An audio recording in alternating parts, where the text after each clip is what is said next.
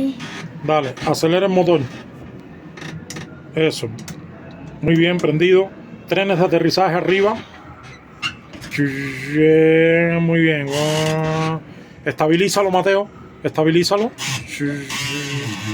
Gira un poquito a la izquierda. Un poquito a la izquierda, eso es. Volvemos a estabilizar. Ya lo tienes muy bien. Mira a ver cómo está la presión de la cabina de los pasajeros. Sí, porque Está esto correcto. le puse.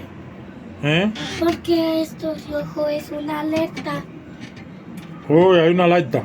Hay que... Ya, quité la alerta. Era que se estaba apagando el motor número 3.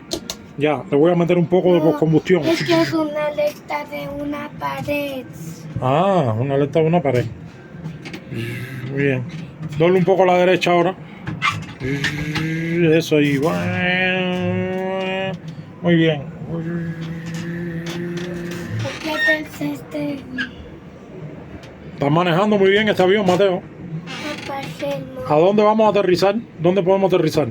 Oye, ya me voy a bajar del avión. Ah, bueno, apaga los motores primero.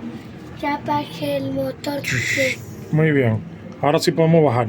Baja los trenes de aterrizaje y aprieta el botón de abrir la puerta. Este aquí. Muy bien. Ya está abierta la puerta del avión. Dile a los pasajeros, el capitán siempre le dice, ahora pueden bajarse. ¿Dónde se te fueron los...? Se fueron todos los pasajeros ya, Mateo. Ya no hay pasajeros. Porque ya no. No, Mateo, yo creo que es que cogiste mucha culpa. Vamos entonces.